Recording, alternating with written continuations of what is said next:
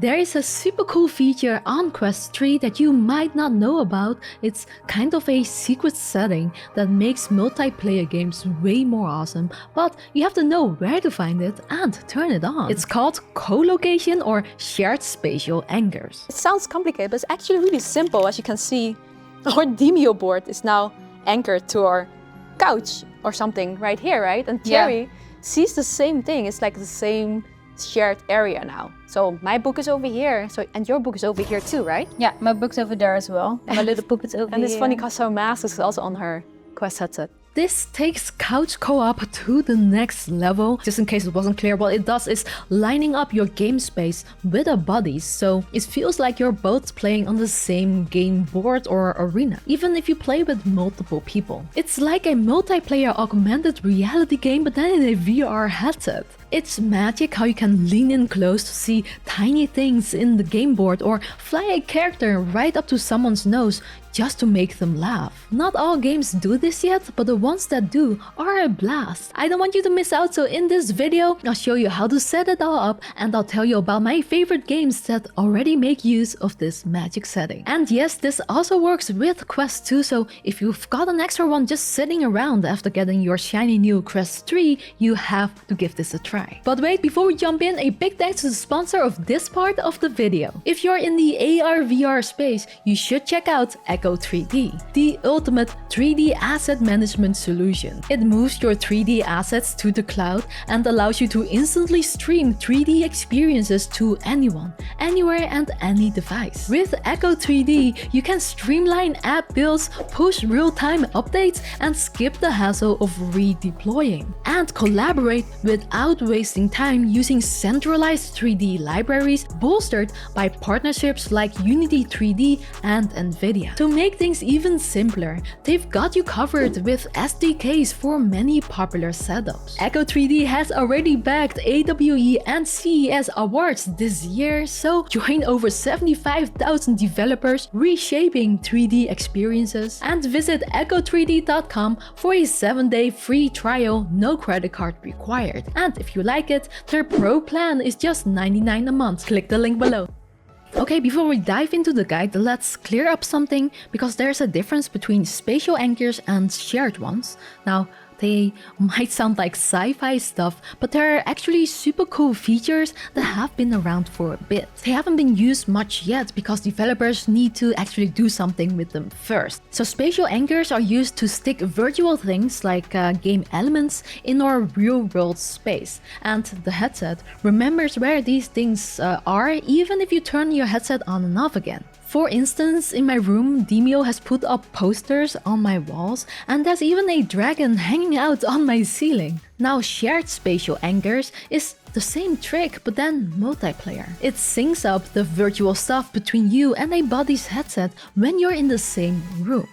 This is so both of you can see and mess around with the same game pieces. But this feature might not work straight away, so let me explain what you need to do. First, you've got to switch on something called point cloud data sharing. It's easy, pop on your headset and click on the clock to get to quick settings. Then zap over to the top right and hit settings. Glide down to privacy and into device permissions. Now toggle share point cloud data on. But remember, this means you're agreeing to share a bit more of your data with Meta. And don't forget, you've got to do this on every headset you want to play the game with. Next up, you've got to draw your play space. So head back into the settings and find physical space. From there, dive into space setup. This is where you make sure your headset knows where your real walls are. It can automatically scan it if you're using the Quest 3, or you can manually add them. Once you've done that, you should also get the option to add furniture. I noticed that in some games I need to add a virtual table for shared spatial anchors to work. So do that by clicking Add Furniture, then just sketch lines around a big table or any big furniture.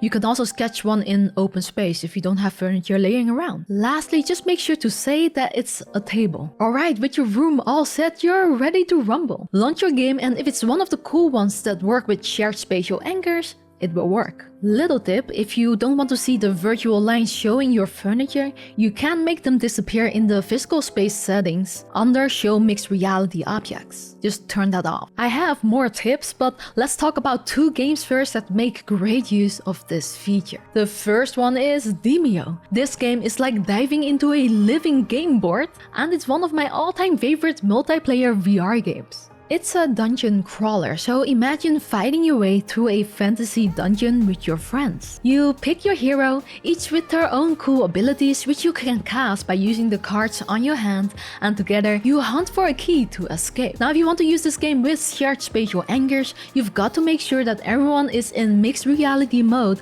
in the game settings. Then make sure not to move the board in any way and have everyone click sync. Then wait a few seconds and the board should sync up for everyone.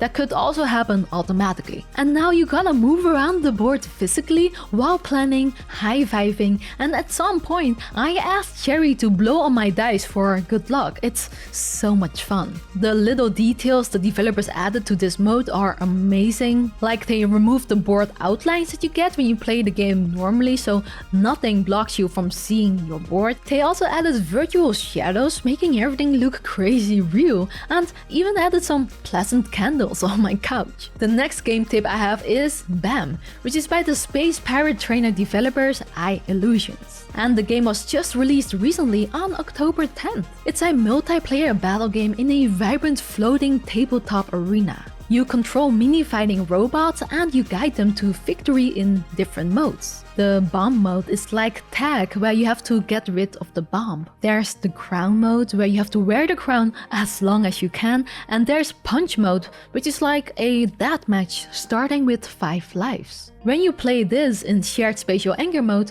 one of you can control the game board, and when you move and scale things around, your body sees it all happen live. It's kinda weird, but awesome. I also had a fun time flying my little robot into Cherry's face and she swatted at it like it's a pesky fly. Adorable, right? It's a perfect party game if you have friends with headsets, but of course you can also play against AI robots or challenge other players online. I'll put links to both games below. Now, if you're struggling to get shared spatial anchors working, trust me, you're not alone. We wrestled with it for a bit ourselves, but I've got some insider advice straight from the wizards behind Demeo that should help, and this might just work for other games too. They said to resist the urge to fiddle with your game boards until everything's fully synced. Patience is key here.